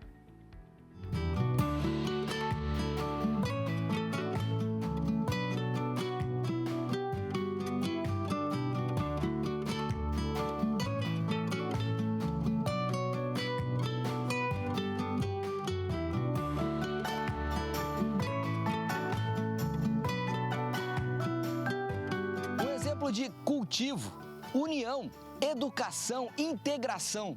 Tudo isso aqui nesta horta solidária, comunidade Morar Bem em São José. Aqui, 48 famílias. Cada uma delas tem o seu canteiro, cuidam da sua horta, plantam legumes, frutas. A gente veio conhecer este lugar maravilhoso, as histórias de alguns agricultores, colaboradores. E nós vamos mostrar tudo isso para você. E mais, hein? Tem escolas que vêm aqui para aprender sobre o cultivo das plantas, a importância disso tudo para as nossas crianças. Vem com a gente. Essa foi a primeira horta solidária implantada pela Prefeitura de São José em março de 2022. Atualmente, são cultivados no local mais de 40 tipos de frutas, verduras e legumes, com a participação ativa de 48 famílias da região. A Prefeitura arruma o terreno, buscamos a iniciativa privada para dar algum suporte de montar os canteiros no início e depois as famílias conduzem o programa. A horta solidária é a integração entre as famílias. Aqui no Morar Bem nós temos 48 famílias que produzem, que colhem e também que se integram entre si. E olha a organização aqui do espaço. Todos os canteiros deles são identificados. Como esse aqui, por exemplo, que é o canteiro da Brenda. Brenda, Edir, Emerson, Vera, Zalmir, tantos colaboradores que fazem esse projeto acontecer. Como o seu Pedro, morador e colaborador desde a inauguração da Horta Solidária. Ganhei um espacinho aqui, graças a Deus tenho colhido muita coisa aqui. Já colhi batata iacom, amendoim, tem a toceira de bananeira, tem tudo isso aí. Essa cebolinha aqui é uma toceirinha daquela lá. Eu tirei todo de broto, de pezinho em pezinho e plantei. Olha como elas vêm bonitas, né? Cuida do canteiro, aqui das bananas. E sempre sobra um tempinho? Isso. Aí, ó. Aqui. Pra sentar no banquinho que ele fez? Passa uma sensação de felicidade, de tranquilidade, de alegria, de prazer, sabe? Prazer por você estar mexendo com a terra, mexendo com a planta, algo que te faz bem para a saúde. A dona Vera é mais uma das colaboradoras aqui da horta. E ela tem aqui também o seu canteiro e ajuda a cuidar de um outro canteiro importante aqui de uma escola. Eu planto alface, radite, cenoura, cebolinha e salsa. É muito saudável. Eu vendo na creche Morar Bem, eu vendo para os professores ali, a gente faz doação para as crianças também. Para mim é uma terapia, é um prazer que eu tenho de mexer com a terra, ver ela crescendo, se desenvolvimento. É maravilhoso. Maravilhoso! Essa é a definição de um espaço que reúne tantas boas energias e que, além de beneficiar 2 creches do bairro, ainda promovem ações de educação ambiental com os alunos da rede municipal. As crianças recebem informações sobre o destino certo do lixo, produção de comida saudável e compostagem. Esse aqui é o canteiro da família do seu José Pedro e também da dona Cida. O repolho tá bonito por aqui, viu? Agora, tá tudo muito bonito. E o grande responsável por cuidar de tudo isso junto com os colaboradores é o seu Luiz, coordenador aqui da horta. Seu Luiz, e aí me conta, como é que é coordenar tudo isso e ver esse crescimento maravilhoso aqui desse espaço? Olha, é muito bonito ver tudo isso aí, mas o grande responsável a gente acredita que é a comunidade, porque eles entenderam a proposta nossa, porque é uma horta que nós não temos funcionário, então a gente utiliza um sistema de regimento e cada um é responsável pela limpeza do seu canteiro, do seu espaço, e assim a gente consegue manter o espaço em ordem. Muitos aqui são aquelas famílias que recebem a Bolsa Escola, né? Então eles teriam dificuldade de estar comprando uma alimentação assim. E aqui eles podem plantar, né, e consumir uma alimentação, né, muito rica de qualidade. Fica o convite para você conhecer a horta, adquirir produtos orgânicos, saudáveis e ainda ajudar as famílias. Aos sábados, eles esperam por você. Horta Solidária do Bem Viver. Qualidade, amor, carinho e doação não faltam por aqui.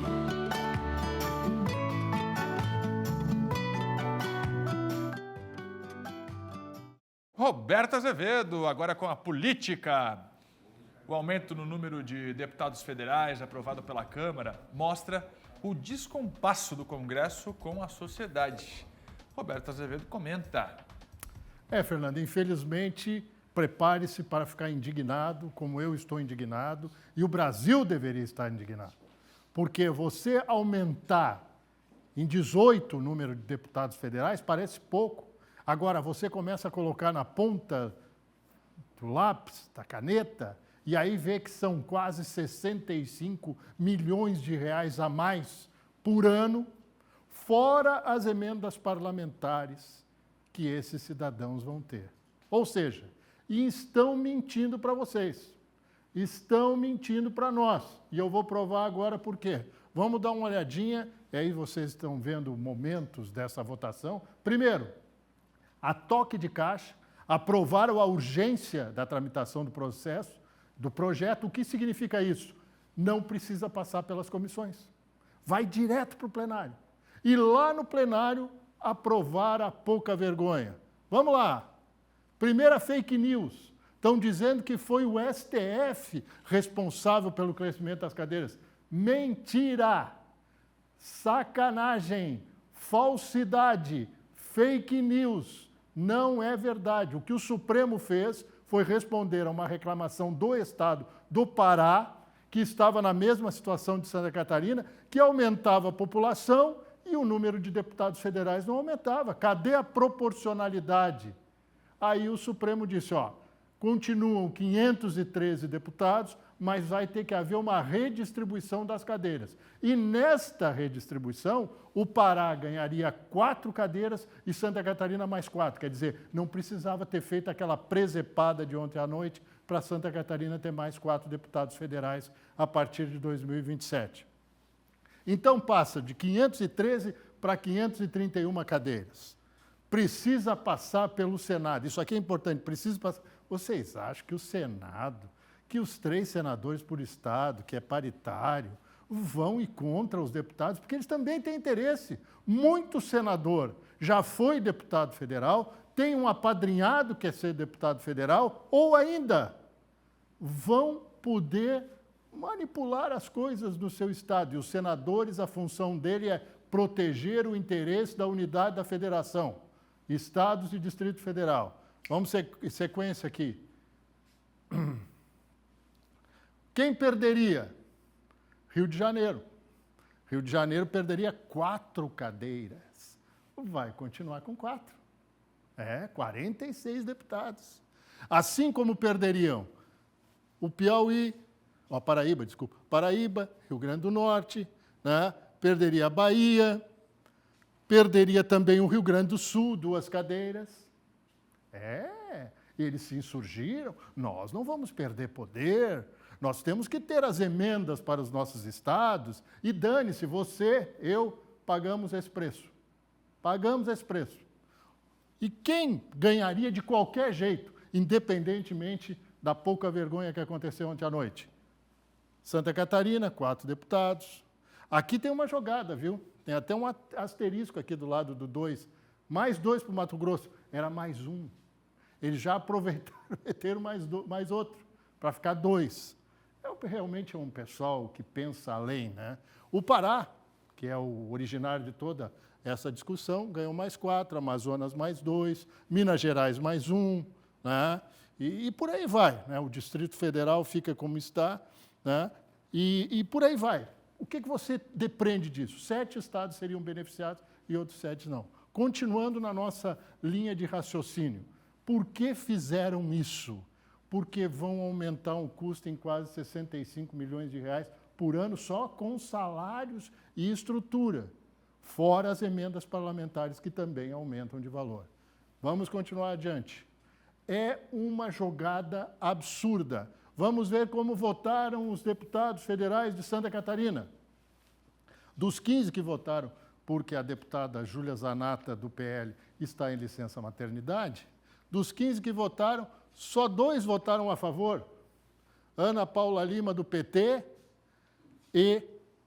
passei aqui, e o Fábio Chiocchetti, lá do União votaram a favor, os demais votaram contra e deixaram claro que eram contra. Inclusive, o Rafael Pezente, do MDB, apresentou um projeto para deixar a coisa como estava e dentro da proporcionalidade que o Tribunal Superior Eleitoral ia fazer se a Câmara não fizesse. Ah, detalhe, tem prazo. O Senado só pode votar até dia 30 de junho, porque se não votar, vale a regra anterior e quem vai determinar é o Tribunal Superior Eleitoral. Daí a correria. Não dá, olha, definitivamente não dá. Descompasso total com a sociedade brasileira. Vamos tocar para o próximo assunto aí. O deputado Fabiano da Luz está lançando o nome para dirigir o PT aqui em Santa Catarina. Pois é, mais um nome, o que se falava que a disputa no PT estava praticamente decidida, que era o deputado Padre Pedro que ia ser o novo presidente. Não é bem assim. Vamos dar uma olhadinha aí nos nomes. Para substituir Décio Lima, que é o atual presidente, hoje presidente do SEBRAE, e que chegou ao segundo turno da eleição em 2022 para o governo, estavam na disputa, estão, né? Padre Pedro Baldiceira, Fabiano da Luz, que apresenta o nome agora, e a Carla Aires, que é vereadora em Florianópolis, reeleita, e já foi deputada federal também. O que acontece dentro desse contexto? Aqui há uma disputa real, que vai acontecer em junho, dentro do PT, para escolher o presidente. E precisa conseguir eleger um presidente forte, porque o PT precisa se definir na vida. Se seguir simplesmente os passos de Luiz Inácio Lula da Silva, em queda na aprovação popular, não vai a lugar nenhum. Precisa aprender a compor e precisa ter um nome forte ao governo do Estado, ao Senado e também boas nominatas de deputado estadual e federal. Concorreu ao governo. Será que concorre de novo? Seria a terceira vez que ele vai concorrer. Chegou ao segundo turno em 2022. Mas o Partido dos Trabalhadores também precisa de deputados federais e de senadores. São 2 vagas em disputa. Talvez Décio Lima vai para lá. O Fabiano da Luz, que se apresenta agora para o jogo, deputado, ele tem o apoio de um segmento do PT chamado Construindo um Novo Brasil, que é aquela parte do partido ligada ao presidente Luiz Inácio Lula da Silva. É esta parte. Ele não participa de tendência nenhuma, de segmento nenhum dentro do PT, mas o chamado CNB apoia Fabiano da Luz. Portanto, teremos disputa no PT catarinense. Obrigado, Roberto.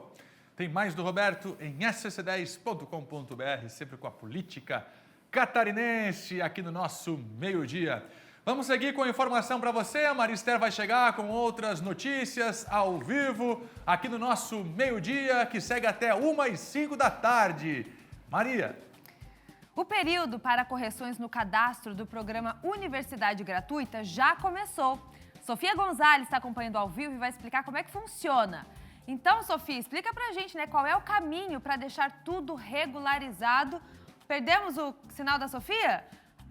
Temos o sinal da Sofia. Vamos lá, então, qual é o caminho? Explica para os estudantes que estão acompanhando. Sofia, contigo. Oi, Maria, Fernando, todo mundo que nos acompanha, estou aqui, boa tarde. O caminho, então, é o estudante acessar o mesmo sistema pelo qual ele fez o cadastro inicial e conferir as informações, aproveitando agora que ele foi reaberto. E é muito importante que todo mundo faça isso, todo mundo que se inscreveu, porque, segundo a Secretaria de Estado da Educação, algumas pessoas perceberam que cometeram algum erro ali no cadastro, entraram em contato e foram orientadas, então, a esperar esse período de reabertura do sistema para fazer qualquer tipo de correção. Mas mesmo quem não percebeu deve entrar, porque não vai receber nenhum tipo de comunicado. Isso simplesmente vai aparecer ali no sistema e a pessoa precisa conferir e fazer essas correções para que possa eventualmente ser aprovada. E esse prazo começou nessa semana e, olha só, vai até amanhã só, às 7 horas da noite. Depois dessa etapa de conferência, começa a fase de concessões dos benefícios, isso na sexta-feira, e aí se estende até o dia 19 de maio.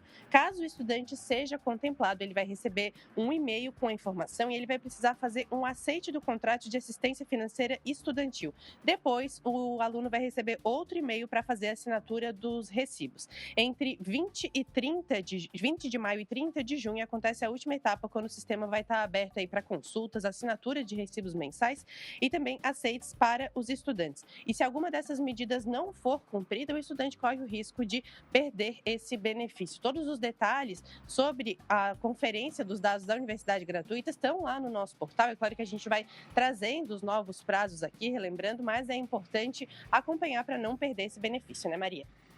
Obrigada, Sofia, pelas informações sobre Universidade Gratuita aqui em Santa Catarina. Vamos fazer um rápido intervalo e a gente vai com imagens direto do Vaticano, aí a Praça São Pedro, mostrando para vocês esse início de conclave ali na Capela Sistina. Até daqui a pouco.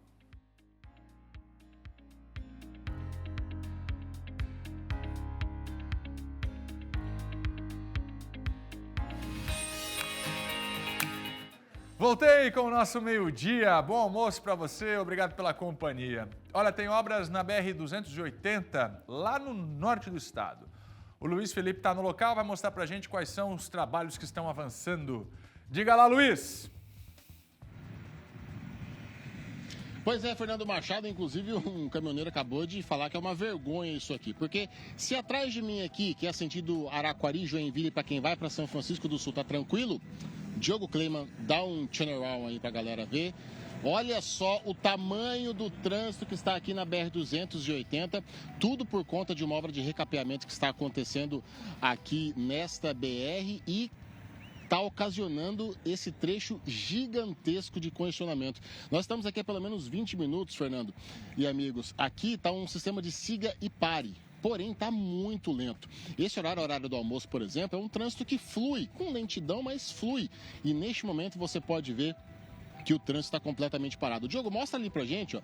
Nessa região que o Diogo vai mostrar, é onde o pessoal vem da BR-101. Esse caminhão acabou de parar na frente, mas é onde vem da BR-101 e acaba desaguando aqui tudo nesse setor para quem vai para São Francisco, para quem vai para o Porto, e está ocasionando esse congestionamento gigantesco, uma lentidão enorme. Então você que vai pegar essa rodovia que vai sentido Porto, sentido a cidade histórica de São Francisco do Sul, de Balneário Barra do Sul, se prepare, porque por conta de uma obra na 280, o trecho tá lento e tá devagar, Fernando Machado. Eu e Diogo Kleiman aqui da BR-280. Muito obrigado, Luiz. Aí você está vendo obras que estão avançando na região norte catarinense. O Luiz mostrando o trânsito ao vivo. Tá carregado esse trânsito aí, hein, Luiz? Tá carregado, vou te falar. Olha aí, ó, fila de caminhões norte do estado. Informação ao vivo pra gente. Vambora, vamos seguir por aqui. Nosso meio-dia tá no ar, hein? Até 1h05 estamos no ar aqui pelo SBT. Depois, a tarde é nossa. Falta menos de um mês para a Festa Nacional do Pinhão, que vai começar no dia 6 e vai até o dia 22 de junho, lá em Lages, na nossa Serra Catarinense. A gente vai agora conversar ao vivo com a Suiane de Lis, que tem todos os detalhes para falar das novidades. Já tem show nacional confirmado por aí, Suiane? Conta todos os detalhes. É isso mesmo, Maria Fernando, já estão todos os preparativos justamente, né, para a 35ª Festa Nacional do Pinhão. A abertura da festa vai acontecer aqui no calçadão da Praça João Costa no dia 6, às 8 horas da noite, com o Quarteto Coração de Potro. Aqui no calçadão vai ter as atrações durante todos os dias da festa, total 17 dias, diversas atrações e já estão sim algumas confirmadas, entre elas os Filhos do Rio Grande, Luiz Marenco, também Mano Lima e Elton Saldanha, da música, né, Canta Catarina. Além disso, então, um total de 99 apresentações artísticas musicais vão passar aqui pelo calçadão da Praça João Costa nos 17 dias de festa. Também acontece aqui a Sapecada da Canção Nativa e da Serra Catarinense entre os dias 13, 14 e 15, sexta, sábado e domingo. E agora a Prefeitura de Lages anunciou oficialmente a data das atrações nacionais e também local. Vai acontecer no Estádio Municipal Vidal Ramos Júnior entre os dias, então, 18, 19, 20, 21 e 22, as atrações nacionais. Mais de 5 5 dias, então, com shows nacionais. Eles ainda estão sendo finalizados a parte da contratação, mas a gente já tem um nome confirmado, Fernando e Sorocaba, entre outros aí cotados, como Guilherme Benuto e outros demais que devem ser ainda anunciados oficialmente pela Prefeitura de Lages. Um deles vai ser anunciado oficialmente hoje à noite, a partir das 8 horas da noite, nas redes sociais aí da Prefeitura. Os shows, eles vão ser de forma totalmente gratuita. É o primeiro ano que não vai haver áreas VIPs, backstage, vai ser aberto ao público, claro, com toda a parte de segurança, policiamento, com a Polícia Militar, agentes municipais e também segurança privada, revistas no local para garantir a segurança. A expectativa da Prefeitura é de cerca de 25 mil pessoas em cada um dos dias desses shows nacionais, que vão começar no dia 18 de junho, lá no Estádio Municipal Vidal Ramos Júnior. Volto com vocês. Boa! Obrigada, Suiane. A programação só vai aumentando. A gente vai trazendo todas as semanas as novidades para vocês. Tá quase, né, Fernando? Festa do Pinhão tá aí. Será uma festa diferente, com o Estação Pinhão, tá confirmado. Nosso programa vai transmitir todos os detalhes da Festa Nacional do Pinhão. E estamos na torcida. Bora visitar a Serra. Bora, Fernando. Semana que vem estaremos por lá gravando. Agora a gente tem uma notícia positiva para o setor turístico de cruzeiro para o litoral norte do nosso estado. Fernando. Mais uma cidade, Maria, recebe agora autorização para embarque de passageiros. Vamos descobrir que cidade é essa? Vamos chamar a Cris então. Cris, onde é que nós podemos embarcar na próxima temporada de Transatlânticos? Conta pra gente. Ô Maria, olha só que presente bacana que você pode dar aí para o Fernando, né? Aproveitem e façam todos juntos, em família, um cruzeiro. Além da Itajaí, a partir da próxima temporada, a gente pode embarcar também em Balneário Camboriú. O anúncio foi feito ontem pela empresa que mais faz aí cruzeiros, né, escalas aqui na nossa região. E reforça aí que a inclusão da cidade como o novo porto de embarque traz uma nova opção aí para os passageiros, para os hóspedes. Os passageiros vão poder embarcar em Balneário Camboriú e tem escalas para países da América do Sul, como Uruguai e Buenos Aires. Serão viagens de 7 dias, são 4 navios da empresa que operam no Brasil. E a próxima temporada já tem data marcada para iniciar, viu, Maria? Dia 26 de outubro até 11 de abril de 2026. A expectativa é que Balneário Camboriú receba aí 62 escalas de cruzeiros. Não foi nos passado o número exato aí, a previsão de embarque para a próxima temporada. Mas assim que a gente tiver, a gente traz aqui a informação. Mas já vai pensando aí nesse presente para o Fernando. O que você achou, Fernando? O que você achou, Fernando? Eu adoraria um Transatlântico. Vê se você cria vergonha na cara e me dá um presente de aniversário à altura dessa amizade. Eu acho que você merece um cruzeiro, Fernando, mas por enquanto eu ainda não tenho condição de comprar. Então eu trouxe para você o que está ao meu alcance. O cruzado. Né, para presentear. Vocês lembram que meu aniversário foi agora finalzinho de março e ele me deu um queijo ao vivo. Se você não lembra, eu tenho um vídeo aí para mostrar, olha só. Parabéns, feliz aniversário! Obrigada! Muitos anos de vida, muita saúde mais uma vez para você. Tá me dando um presente ao vivo aqui, Fernando? Eu trouxe da Serra, é um presente típico da Serra Catarinense. Falei, Maria Esther de aniversário hoje, parei o carro, fui até um local que cultua as tradições e a cultura da Serra e comprei esse presente para você de aniversário. Tenho certeza que você vai adorar. Eu já imagino o que é. Eu imagino que eu falei ontem ao vivo aqui que eu queria, não foi? É um queijo. Não acredito, não, eu quero com certeza. Que presentão, Fernando. Obrigada, hein? Esse daqui é delivery, direto da Serra Catarinense. Adorei, Fernando. Agora obrigada.